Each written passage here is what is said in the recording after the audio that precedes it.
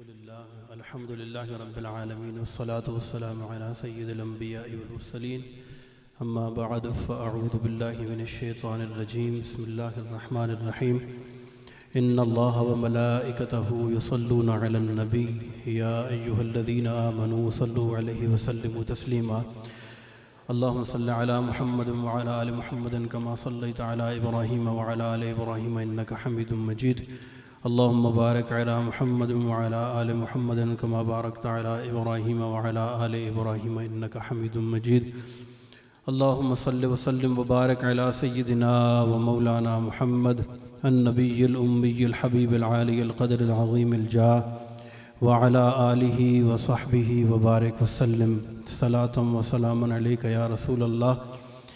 اللہ تبارک و تعالیٰ کے فضل و کرم سے آج کی رات ہمیں نصیب ہوئی۔ اس رات کے حوالے سے چند معروضات انشاءاللہ پیش کروں گا۔ میں نہیں چاہتا کہ آپ کے اور شاہ صاحب کے درمیان میں کچھ بہت زیادہ حائل ہوں، اور 10 منٹ انشاءاللہ میں آپ کے لوں گا، وہ بھی اس حوالے سے کہ آج کی رات اللہ کی رحمت لوٹنے کی رات ہے۔ آج کی رات ایسی ہے کہ جو خاص ہمارے نبی پاک صلی اللہ علیہ وسلم کی امت کو عطا کی گئی۔ میرے آقا صلی اللہ علیہ وسلم ارشاد فرماتے ہیں، ایک بندہ صبح فجر سے لے کر ظہر تک مزدوری کرتا ہے، اسے 1 قرات اجر ملتا ہے۔ ایک ظہر سے لے کر عصر تک مزدوری کرتا ہے، اسے بھی 1 قرات اجر ملتا ہے، یعنی مزدوری ملتی ہے۔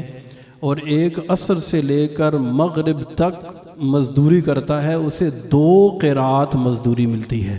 ارشاد فرمایا، پہلے کی مثال یہود، دوسرے کی نصارہ، اور تیسرے کی مثال میری امت کی ہے۔ میرے آقا صلی اللہ علیہ وسلم کے صدقے یہ گھڑیاں ہمیں نصیب ہوئیں۔ قرآن میں اللہ تبارک و تعالیٰ نے ارشاد فرمایا، قل، اے محبوب صلی اللہ علیہ وسلم آپ فرما دیجئے، یا عبادی، میرے بندو، الذین اسرفوا، وہ جنہوں نے اپنی جانوں پر ظلم کیا، لا تقنطوا، نہ امید نہ ہو، من رحمت اللہ، اللہ کی رحمت سے۔ یہ خطاب کس سے ہے؟ جنہوں نے اپنی جانوں پر ظلم کیا ہے۔ میرے نبی صلی اللہ علیہ وسلم نے ارشاد فرمایا، ترمذی شریف کی حدیث ہے، ایک مرتبہ حضرت بی بی عائشہ صدیقہ طیبہ طاہرہ رضی اللہ تعالی عنہا رات کو آنکھ کھلی، دیکھا کہ اللہ کے نبی بستر پر نہیں ہیں، پریشان ہو گئیں، باہر گئیں، دیکھا تو جنت البقیع میں آپ تشریف فرما ہیں۔ عرض کی، یا رسول اللہ صلی اللہ علیہ وسلم، آپ آدھی رات کو ادھر؟ ارشاد فرمایا کہ عائشہ، کیا تو یہ سمجھتی ہے کہ اللہ کا نبی تیرے حق میں کوئی حق تلفی کرے گا؟ عرض کی، یا رسول اللہ صلی اللہ علیہ وسلم، میں سمجھی آپ کسی اور زوجہ محترمہ کے ہاں تشریف لے گئے ہیں۔ ارشاد فرمایا، نہیں عائشہ، میں آج اس وجہ سے یہاں آیا ہوں کہ آج نصف شعبان کی رات ہے، شعبان کی 15ویں رات ہے۔ اس رات میں اللہ تبارک و تعالی آسمان دنیا پر خاص تجلی فرماتا ہے، اور پکار پکار کر اس کی رحمت اپنے بندوں سے کہتی ہے کوئی بخشش طلب کرنے والا جسے بخش دیا جائے؟ ہے کوئی عافیت طلب کرنے والا جس کو عافیت عطا کر دی جائے؟ اور ارشاد فرمایا، عائشہ، اس رات کو اللہ تبارک و تعالی بنو کلب کی بکریوں کے بالوں کی تعداد سے زیادہ لوگوں کو جہنم سے آزاد فرماتا ہے۔ اسی یہاں سے کبھی ہم نے کنارہ نہ کیا، مگر دل آزردہ تو نے ہمارا نہ کیا، ہم نے تو جہنم کی بہت تدبیر، مگر تیری رحمت نے گوارا نہ کیا۔ جب اللہ تبارک و تعالیٰ نے زمین و آسمان کو پیدا فرمایا، ساری مخلوق کی تفصیل لوح محفوظ پر لکھنے کے بعد ایک جملہ لکھا، سبقت رحمتی علی غضبی، کہ میری رحمت میرے غضب پر حاوی ہے۔ اللہ تبارک و تعالیٰ کی رحمت اس کے غضب پر کیا ہے؟ حاوی ہے۔ میں اور آپ جب سے پیدا ہوئے ہیں، جب سے ہم نے ہوش سنبھالا ہے، ہمارا رواں رواں، ہمارا بال بال، ہمارا ایک ایک لمحہ گناہوں سے مملو ہے۔ کون سا ایسا دن ہے کہ ہم نے اللہ کی نافرمانی نہ کی ہو؟ لیکن اس رب کی رحمت کے قربان جائیں، جب تک نزا کا وقت شروع نہیں ہوگا، جب تک حضرت اسرائیل علیہ السلام ہمیں نظر نہیں آئیں گے توبہ کا دروازہ کھلا ہوا ہے، کتنا ہی گناہگار کیوں نہ ہو۔ اچھا، امید جو ہے نا، امید یہ زندگی کو بڑھاتی ہے، اور مایوسی یہ زندگی کو کم کرتی ہے، ختم کرتی ہے۔ کسی کے بارے میں اگر سزائے موت سنا دی جائے، اس کو الگ کمرے میں رکھا جاتا ہے، کیوں؟ اس کو پتا ہے میں نے تو مرنا ہی مرنا ہے، الگ اس وجہ سے رکھا جاتا ہے کسی اور کو ساتھ نہ پھڑکا دے۔ اور جس کو عمر قید دی جاتی ہے، رہنا تو اس نے بھی جیل میں ہی ہے ساری زندگی، لیکن اس کو سب کے ساتھ رکھا جاتا ہے، اس کو امید ہوتی ہے زندہ رہا تو رہا کر دیا جاؤں گا۔ تو کتنا ہی گناہگار ہو، کتنا ہی سیاکار ہو، اللہ تبارک و تعالیٰ کی رحمت پکار پکار کر کہہ رہی ہے لا تقنطوا من رحمت اللہ، میری رحمت سے نہ امید۔ رسول اللہ صلی اللہ علیہ وسلم کی بڑی پیاری ایک حدیث ہے، بڑی پیاری، یقین کریں، اور ہو سکے نا تو اکیلے میں یہ باتیں یاد کر کے رویا کرو۔ اور آج رونے کی رات ہے، یہ میں آپ کو بتاؤں، جڑا رویا ہو دا کام، رونے والی آنکھیں مانگو، رونا سب کا کام نہیں، ذکر محبت عام ہے لیکن سوز محبت عام نہیں۔ میرے آقا صلی اللہ علیہ وسلم ارشاد فرماتے ہیں کل قیامت کے دن ایک گناہگار شخص کو اللہ کی بارگاہ میں پیش کیا جائے گا، اور اللہ تبارک و تعالیٰ کے ہاں اس کی نیکیاں نہیں ہوں گی یا کم ہوں گی، گناہ بہت زیادہ ہوں گے۔ اللہ فرمائے گا میرے اس بندے کو دوزخ میں پھینک دو۔ اچھا، جب اسے دوزخ میں پھینکنے کا حکم ہوگا نا، وہ آگے چلے گا، مڑ مڑ کے پیچھے دیکھے گا، پھر آگے جائے گا، ایک قدم دو قدم آگے بڑھے گا، پھر پیچھے دیکھے گا، پھر جائے گا، پھر پیچھے دیکھے گا۔ اللہ فرمائے گا فرشتوں یہ آگے جاتا ہے پھر پیچھے دیکھتا ہے، آگے جاتا ہے پھر پیچھے دیکھتا ہے، اس کو میرے پاس پکڑ کے لاؤ، میں پوچھوں اس کی وجہ کیا ہے۔ فرشتے پکڑ کے رب کی بارگاہ میں لائیں گے نا، تو رب اس سے پوچھے گا تو بار بار مڑ مڑ کے کیوں دیکھتا تھا؟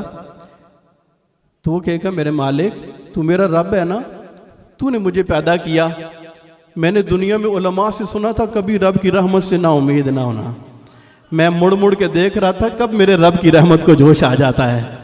اللہ فرمائے گا میرے اس بندے کو جنت میں بھیج دو، میرا کیا جاتا ہے۔ اور ایک اور حدیث میں اس کے لفظ ہے بڑے دل نشین، سنیے گا، میرے آقا صلی اللہ علیہ وسلم ارشاد فرماتے ہیں ایک شخص کو لایا جائے گا، اسے حکم ہوگا کہ اسے دوزخ میں بھیج دو، گناہگار ہوگا۔ جب اسے دوزخ کا کہا جائے گا نا، فرشتے اسے پکڑنے کے لیے دوڑیں گے، تو وہ فرشتوں سے آگے آگے بھاگنا شروع کر دے گا، وہ دوڑے گا دوزخ کی طرف۔ جب وہ دوڑ لگا دے گا نا، تو اللہ تبارک و تعالیٰ ارشاد فرمائے گا اے میرے فرشتوں اس بندے کو پکڑ کے میرے پاس لو، شاید اسے پتہ نہیں ہے دوزخ کسے کہتے ہیں۔ فرشتے اسے پکڑیں گے اور اللہ کی بارگاہ میں پیش کریں گے۔ جب اسے پیش کیا جائے گا، اسے پوچھا جائے گا اے میرے بندے کیا تجھے پتہ نہیں ہے کہ یہ وہ دوزخ ہے جس سے دنیا کے اندر دنیا کی آگ بھی دن میں 70 مرتبہ پناہ مانگتی تھی، جس کو اگر سوئی کے ناکے کے برابر دنیا والوں پر کھول دیتا تو ساری مخلوق ہلاک ہو جاتی، اتنی تکلیف دے یہ سزا ہے، دوزخ ہے، تجھے نہیں پتا؟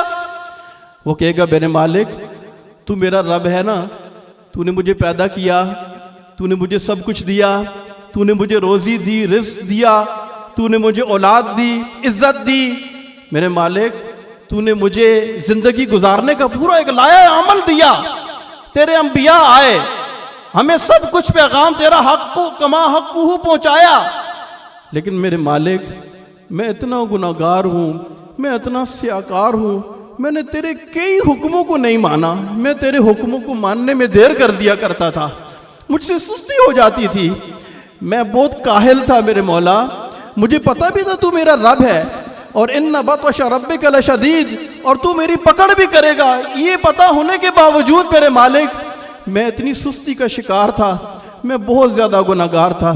جب آج تو نے مجھے دوزخ کا حکم ارشاد فرمایا نا، میں نے دل میں سوچا اے بندے تو نے ایک نہیں مانی اپنے رب کی، آج اس کا حکم مان اور جلدی کر، تو میں دوڑ پڑا کہ آج تو اپنے رب کا حکم مانوں۔ فرشتوں سے اللہ تبارک و تعالیٰ فرمائے گا اے میرے فرشتوں یہ دیکھو یہ میرا بندہ ہے نا، اس کو پتہ ہے اس کا ایک رب ہے، اس کا کیا ہے؟ اس کا ایک رب ہے جو اس کی پکڑ کر سکتا ہے، گناہگار ہونے کے باوجود آج بھی یہ مجھے رب مانتا ہے، میری رحمت پر اس کا یقین ہے، اس کو جنت میں داخل کر دو۔ اور میرے آقا صلی اللہ علیہ وسلم ارشاد فرماتے ہیں قیامت کے روز نہ ایک شخص کو حکم ہوگا اپنا نامہ اعمال پڑھ. اقرا کتابک کفا بنفسک اليوم علیک حسیبا. آج تیرے ہاتھ میں تجھے تیری کتاب دی جائے گی، اور لا یغادر صغیرۃ ولا کبیرۃ الا احصاها. اس میں کوئی ایسی چھوٹی سے چھوٹی چیز یا بڑی سے بڑی چیز کوئی ایسی نہیں ہوگی جو اس میں لکھی ہوئی نہ ہو. بندے کو اس کے ہاتھ میں دی جائے گی، اور اس کے پاؤں کانپ رہے ہوں گے ٹانگے، اور اس کے ہاتھ لرز رہے ہوں گے.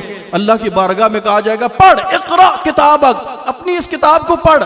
اب جو وہ پڑھے گا نا تو چھوٹے چھوٹے گناہ آئیں گے تو ان کو پڑھے گا، جب بڑے گناہ آئیں گے نا تو اللہ تبارک و تعالیٰ کی بارگاہ میں شرم کی وجہ سے وہ بڑے گناہ سکپ کر دے گا.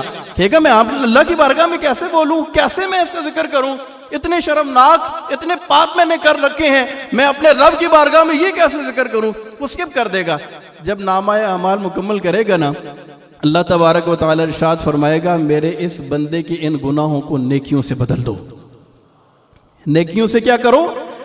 اچھا جب وہ یہ کہے گا، یہ ارشاد ہوگا نا اس کے گناہوں کو نیکیوں سے بدل دو، تو وہ کہے گا میں نے ابھی سارے نہیں پڑھے، بڑے بڑے رہ گئے ہیں. نبی پاک صلی اللہ علیہ وسلم نے جب یہ ارشاد فرمایا نا، اتنا مسکرائے حتی بدت نواجذہ کہ آپ صلی اللہ علیہ وسلم کے دانتوں کی صحابہ کرام نے زیارت کی. میرے رب کی رحمت بہت بڑی ہے، خدا کی قسم اتنی بڑی ہے جتنا ہم تصور بھی نہیں کر سکتے. آج کی رات توبہ کی رات ہے. کس کی رات ہے؟ توبہ کی رات ہے، ندامت کی رات ہے، رب کی بارگاہ میں جھکنے کی رات ہے، معافی مانگنے کی رات ہے. اور جب کوئی بندہ اس کی بارگاہ میں معافی مانگتا ہے نا، اور جتنے بھی سہارے ہیں سبک کرتے ہیں، جتنے سہارے ہیں ہم کسی دنیا دار سے مانگیں 1 مرتبہ 2 مرتبہ 4 مرتبہ مانگیں وہ مائنڈ کرتا ہے، لیکن اور جتنے بھی سہارے ہیں سبک کرتے ہیں. عزت نفس بڑھاتا ہے سہارا تیرا. میرے رب سے جتنا مانگو وہ خوش ہوتا ہے. آج کی رات بابرکت رات ہم سب لوگ یہاں پر اکٹھے ہوئے ہیں. انشاءاللہ شاہ صاحب بھی تشریف فرما ہے، ہم سب کے لیے دعا بھی کریں گے مغفرت کی. اللہ تبارک و تعالی ہمیں اپنی رحمت لوٹنے کی توفیق عطا فرمائے، سچی توبہ کی توفیق عطا فرمائے. یہ نہیں کہ رسمی توبہ بس کانوں کو ہاتھ لگا لیا، رات کی بات کی، ایسی توبہ نہیں ہونی چاہیے. بلکہ جس طرح کی توبہ کریں اس توبہ کو اتنا اس پر قائم و دائم رہیں کہ اللہ تبارک و تعالیٰ سے حیا، اے مولا میں نے اتنا کچھ کر رکھا ہے پھر بھی تو نے معاف کیا ہے، اب مجھے تجھ سے شرم آتی ہے میرے مالک، اب میں تیرے محبوب کا سچا غلام اور فرما بردار بن جاؤں گا. اللہ تبارک و تعالیٰ ہمیں عمل کرنے کی توفیق عطا فرمائے. آمین بجاہ النبی الامین وما علینا الا